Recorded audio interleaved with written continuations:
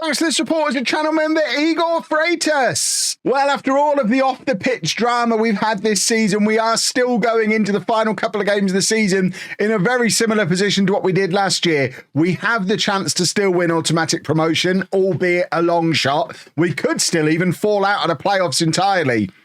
I imagine we'll finish second or third and then lose in the playoffs tomorrow. That's the usual shape of things, but fingers crossed, we might go one better this year.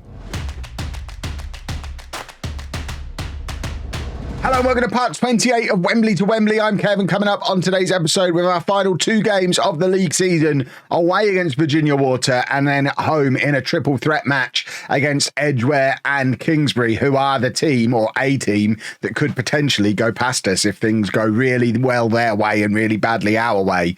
As you can see, we're 4 points behind Rayners Lane, 5 points clear of Edgware.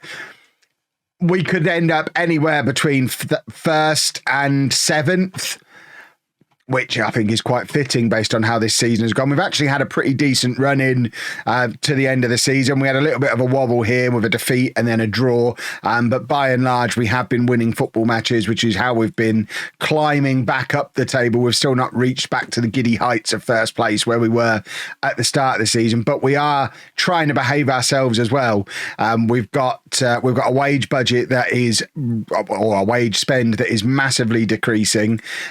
We've brought in just the one new player from last episode. Niall McDonough is an attacking midfielder who's come in and seems to be making a difference straight away. But to balance him out, we've lost Kosoko. He's been recalled by his parent club, which is incredibly frustrating because he was one of only two defensive midfielders that we had at the club. We've also had Josh Gray kick off at me not being able to give him a new contract. So despite being with us for 3.5 years, he said, "Can I have a new contract?" I said, "Yeah," at the end of the season. He said no now. I tried to do it and the board wouldn't let me even pay his current salary. We were asking him to drop from £50 a week to £35 a week. That was the maximum I could offer him. Despite this, it seems the board are really clamping down on the salaries. He got in a mood because I promised him a contract, then couldn't give him one. So ironically, he's gone there on the £35 a week he wouldn't accept with us, despite the fact he'd been with us forever and was our captain when he left and probably could have led us to promotion.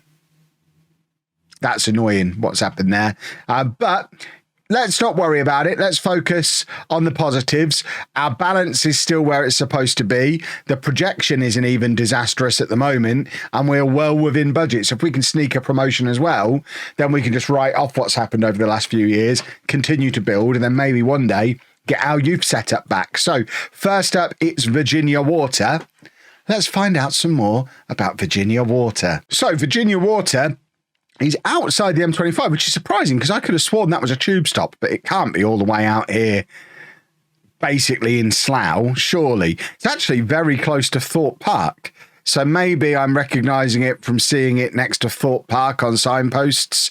Right, there's Thorpe Park, there's Virginia Water, Legoland Windsor's around here somewhere as well. I can't remember where exactly. I think maybe up this way. Yeah, there's Legoland Windsor up there. So it's kind of in theme park territory. Chessington is down this way. It's near where all the theme parks are. So I imagine it's going to be a really fun day out, like theme parks always are. There's the pitch, which is in the middle of a big park and then has a tiny pitch next to it and some tennis courts. Can we have a little look at it from street level, please? We have one of these blue dots. We can stand on a blue dot and have a little look around. So we have, I mean, it's just slightly fenced off, isn't it? So there's the clubhouse. I guess we can't actually move from this spot. This isn't one that's been done by the Google car. This is someone who stood here with a 360-degree camera. But you can see that it is literally just a football pitch in the middle of a field. It's not particularly level. It has weeds on it, but it does have a little fence around it. So I guess you paid to get in to go to the other side of the fence. Or which side of the fence do you stand when you're watching the match? It's not at all clear. I guess the players come up here. I think they're the dugouts. I imagine fans are this side of the fence, but it doesn't look like there's anything that would then make them have to pay, unless you have to pay to get through this gate here and into the park. But it looks like you can get into the park from that side as well. Can you get into the park from that side as well?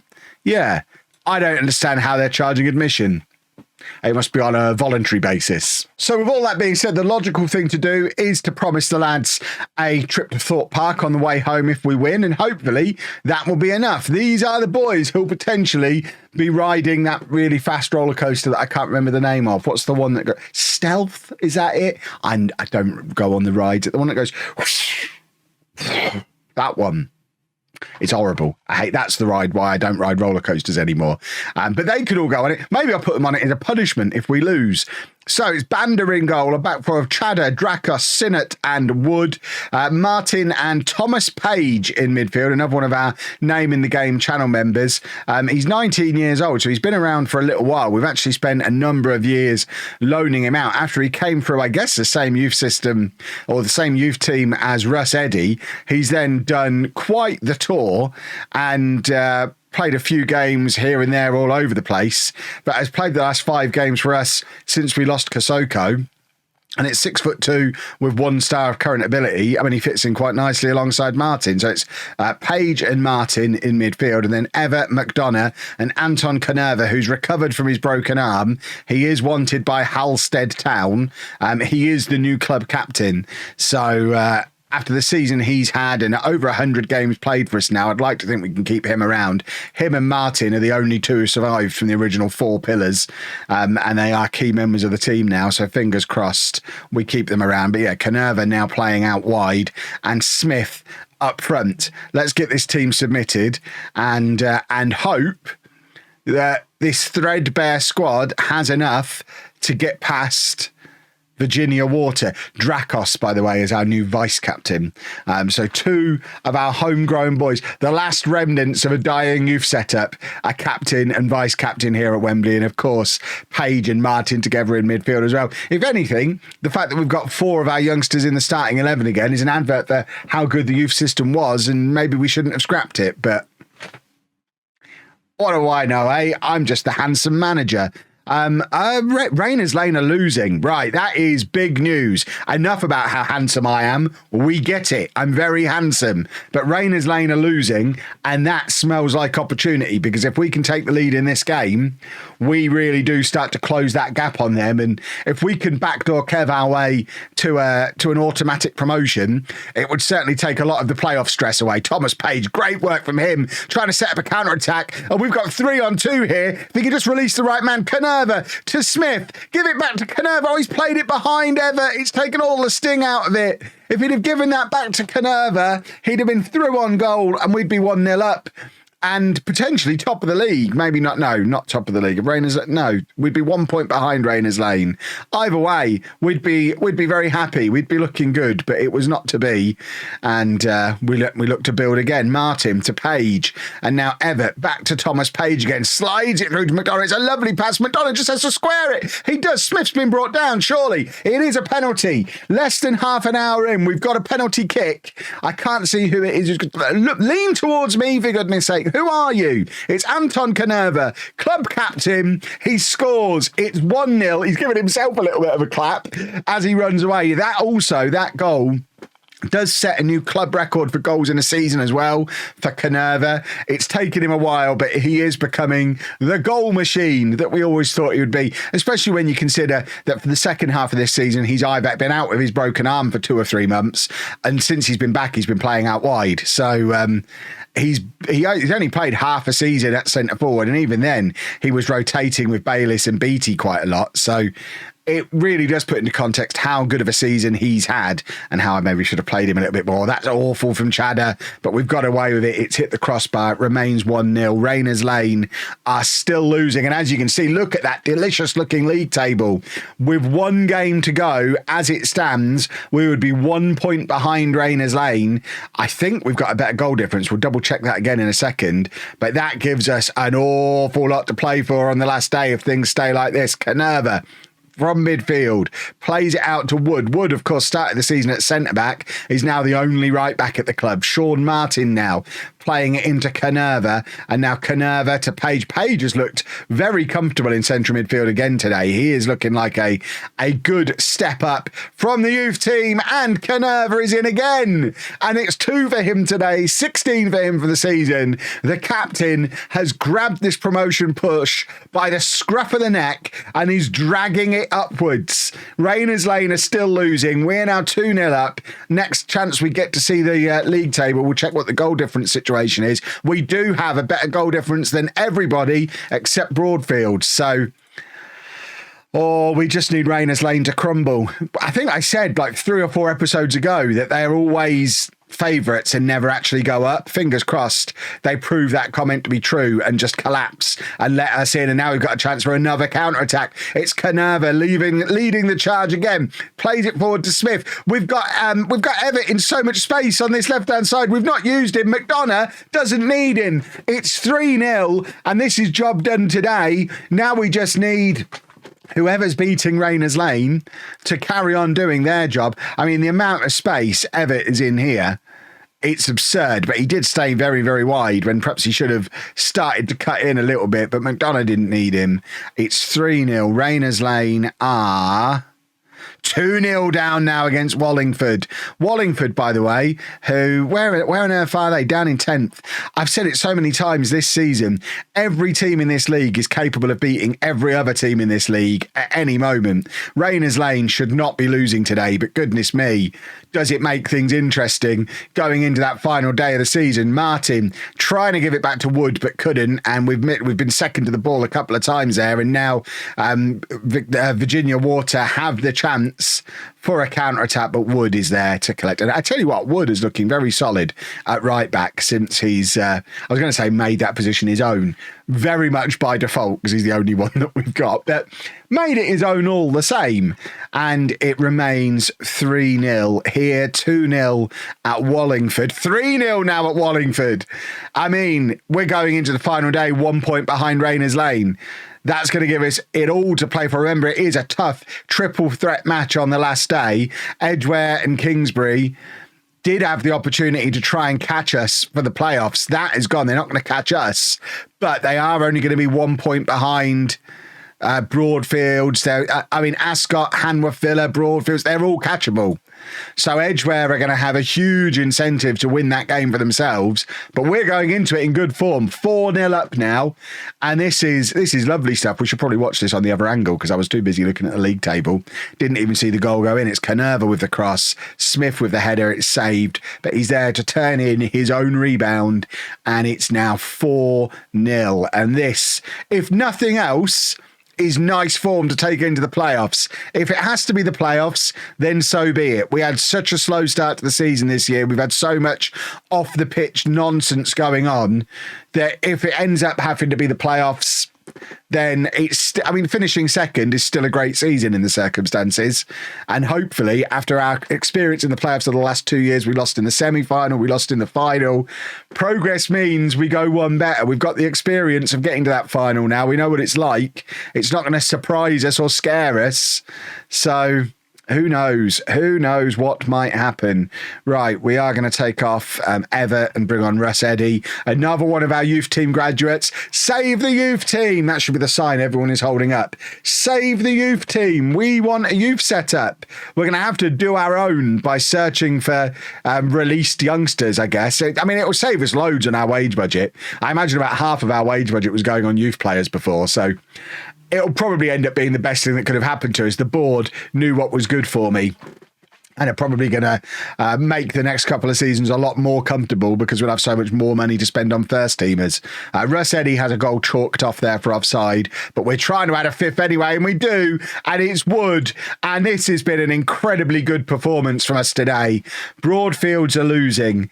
Rayners Lane are losing. All the teams around us are losing. So not only is that allowing us to close that gap at the top of the league, but it means we're going to be the form team going into the playoffs.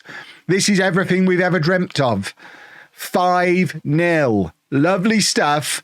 Do it again on the last day. I don't know who Rayners Lane are playing. We're going to have a look at the fixtures now and we'll work out exactly what needs to happen on the last day. I mean, what needs to happen part one, obviously, we need to beat Edgware and Kingsbury. We are at home against them. Rayners Lane are away against Indian Gymkhana Club, who can't... Oh, actually, if they win their game in hand, they'll be going into that able to get into the playoffs as well. And we know they're a good team. This could happen. It still probably won't, but it could. Well then, folks, it's very simple going into the final day. We have to win while Rayners Lane don't. If those two things happen, then we are going to be playing in Tier 8 next season, and that would be utterly remarkable after the way this season has gone. No changes to the team after we played so well last time out. Why would we change anything? Just come out there and win again, boys. Do what you did in that last match. Do a football, for goodness sake. I mean, there is a scenario where we draw and go up because we've got the better goal difference than Rayners Lane, but then we're relying on what happens in the Ascot match as well. And Andrew Sinnott has scored. There you go. First part of the job is done. I thought Thomas Page had scored that, but clearly I think it came off him and then maybe hit Sinnott on the way through. It's Page with the original header, but Sinnott does get the final touch. I mean, he's robbed our youngster there of that goal. I need a league table. I need to see what's going on with Rayners Lane. I've said, we've done it again. Come on, boys. We're up for this today. Forget the scenario where we draw. We don't need to look at that one. We've decided we're winning today. But we are still relying on Indian Gymkhana Club doing us a favour against Rayners Lane. As it stands right now, we are top of the league. It's 0-0 in the Rayners Lane game. We don't need to care what's happening with Ascot or any of that stuff at the moment. All we need to do is make sure we maintain this lead and then hope things go our way in that other match. This is where we need picture in picture. I've been saying it for years. I want that other match, or even just the latest score on screen. Remember when you used to be able to do that on old school Football Manager? You used to be able to have the latest scores on screen during highlights. That's exactly what I need in this situation.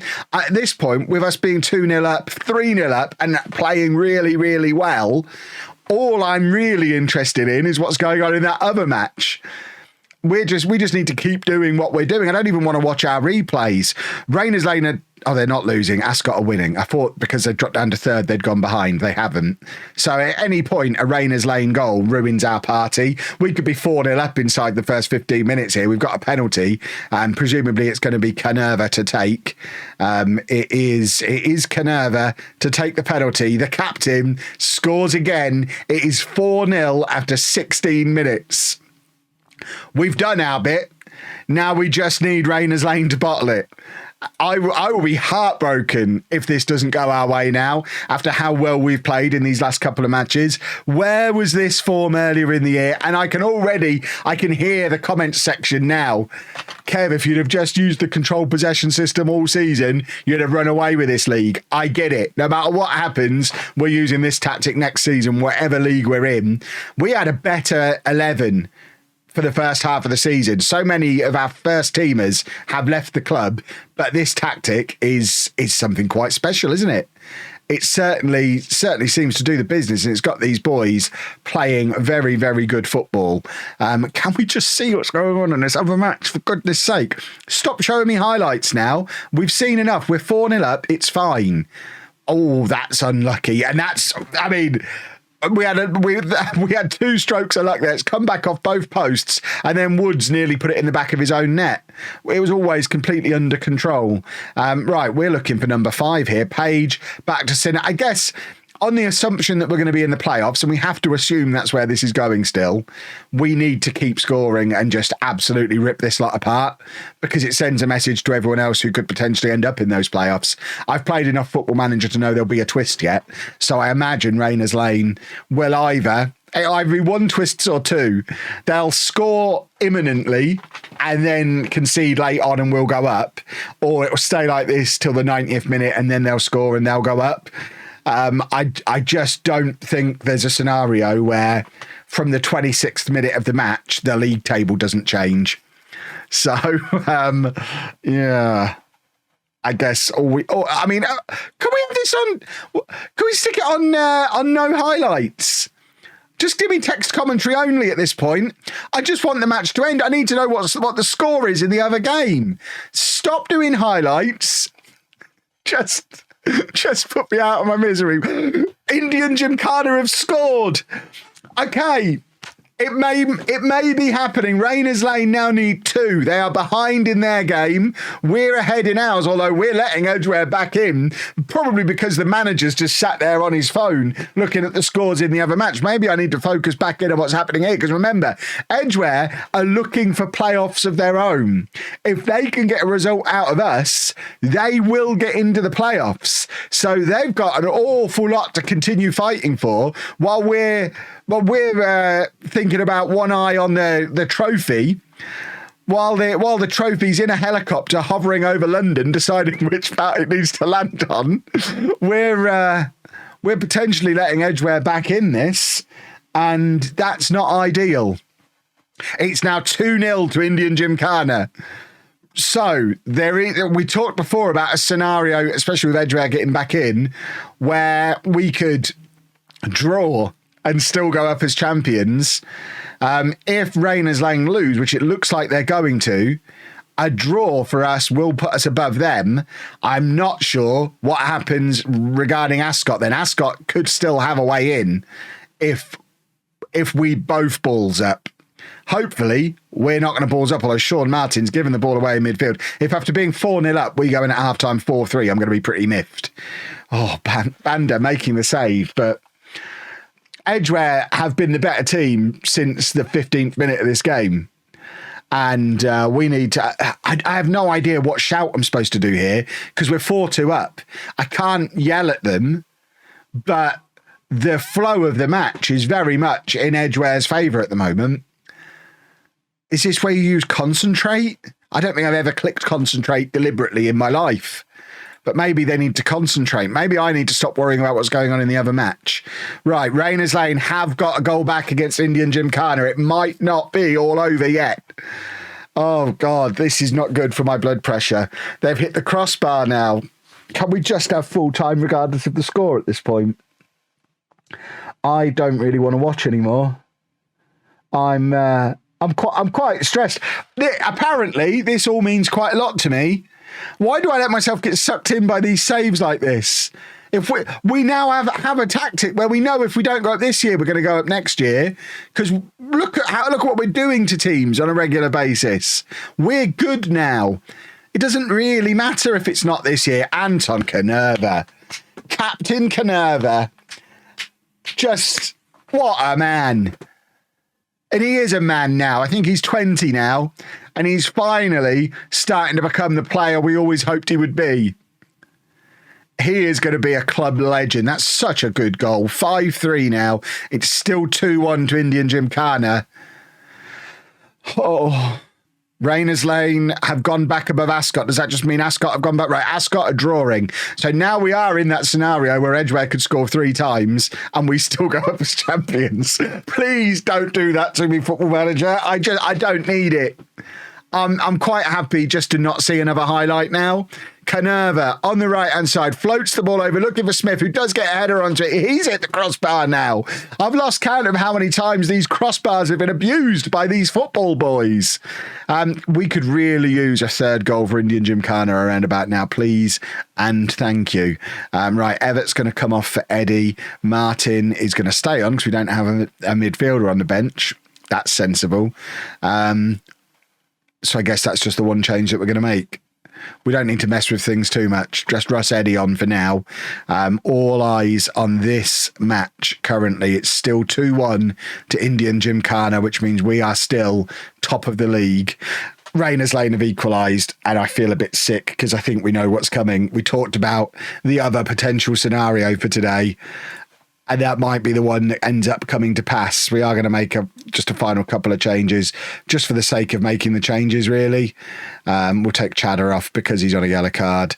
And I think Rayners Lane are going to get a late winner, and I'm going to be sick all over my keyboard.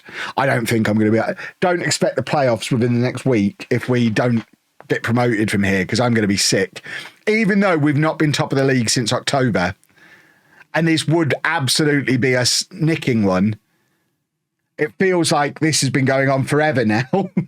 We're about 40 minutes into this match because it's just the longest one ever, just to really draw out the pain. And I think Rainers Lane are going to get a late winner and just really hurt me. We talked earlier in the season about them potentially being our big rivals and coming up the leagues with us. Well, they might be going up the leagues instead of us if Football Manager really decides to kick me in the nuts in the final few minutes of this match. Oh God, they've scored. Oh God, I hate this game. I said it was one of those two things would happen. It's 4-2 to them now. That is absolutely hideous. Absolutely hideous what's just happened there.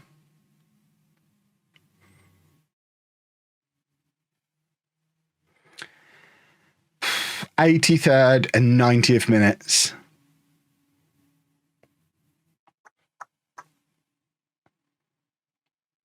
So it's the playoffs again. At least we're going into them in form. 4 wins on the bounce. We've scored 10 in our last 2 games. We're playing Broadfields United, who we lost to away from home back in February, and also lost to at home back in October. So they're much better than us.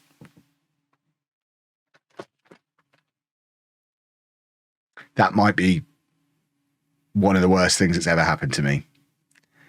If you've enjoyed that, I hate you. I'll see you tomorrow.